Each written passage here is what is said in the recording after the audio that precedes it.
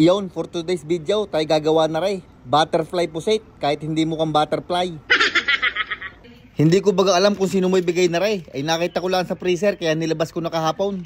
Ay kung sino ka man, salamat. Pwede ka na uli magbigay. Balay, bumahagi lang ako ng ilang pirasong malalaking puset. Yung iba'y maliliit, baka adubuhin na lang. Lilinisin lang natin ng mga aray. Tinanggal ko lang yung pinakaulaw, tapos yung laman loob. Tinanggalan ko lang din ng balat, madali lang, basta lang hihigitin. Huwag nyo din kakalimutan tanggalay ng parang plastic na yan. Pag nalinis ng lahat, gugupitin ko lang ng papagarnay para maging butterfly. Sabay lilinisin ulit ang loob para sigurado. Aring mga ulo naman ay tinanggalan ko ng ngipin. Kakapain nyo lang diyan sa may bandang gitna. Sabay ginupit ko, makalampas lang ng mata. Pagkalinis ay dinala ko na din sa ating sangkalan. Gamit naman na rin paper towel ay tinuyo ko lang rin ng bahagya para hindi masyadong madulas. Hiniwa-hiwa ko lang yung tagiliran para kako magka-design. Sunod ay tinundos ko na. Ari para hindi bumuluktot ang ating puset pagka pinirito. 2 barbecue stick ang aking tinuhog diyan sa may parting gitna para pantay.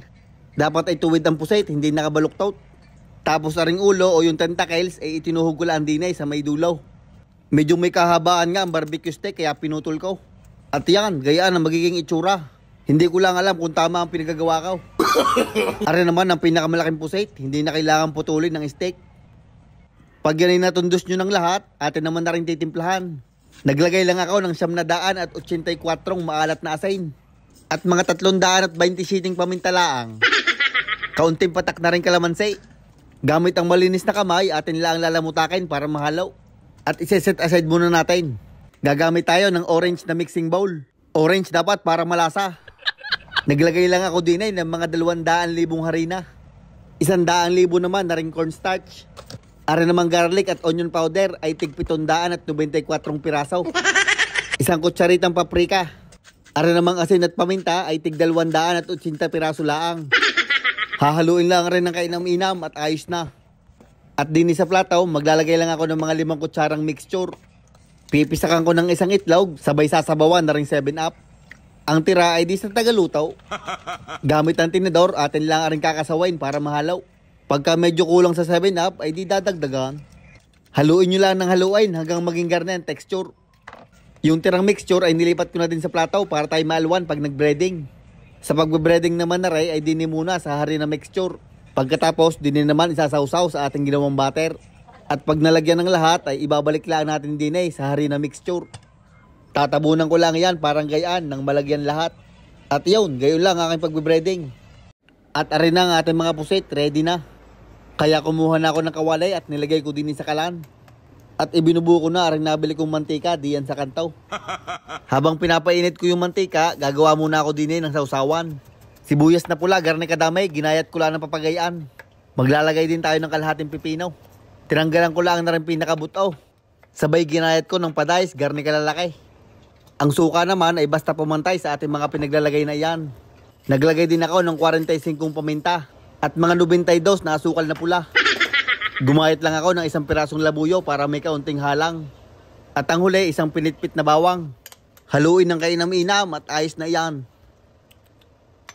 Balik tayo din Pagka mainit na mantika, ipiprito na natin aring mga puset.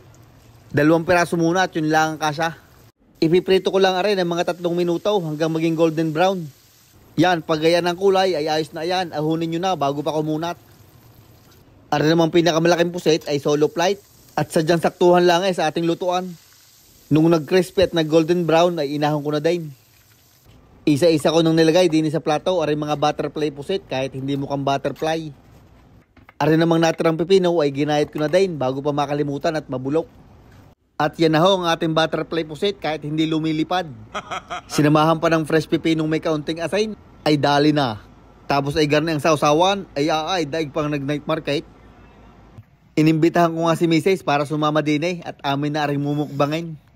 Paliliguan ko lang arin ng suka at lalagyan ng sibu-sibuyas. At aring unang agat para sa inyo.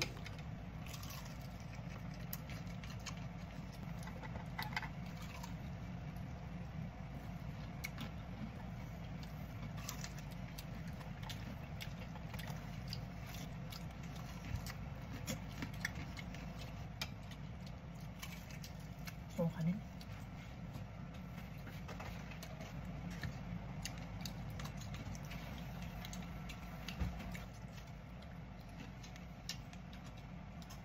Hindi ko nainit.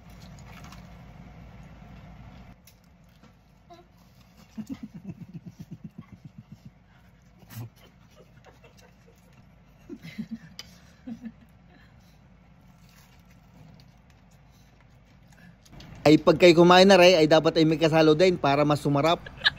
Ay iyon, hanggang din na lang ang bidyong aray. Maraming salamat sa inyong palaging panunood. Ay huwag niyong kakalimutan mag-like, share, comment, and follow na rin. Salamat! Shoutout nga pala kay Javin Lloyd Lalap and family from Ontario, Canada. Kay Mark Neil Villahermosa.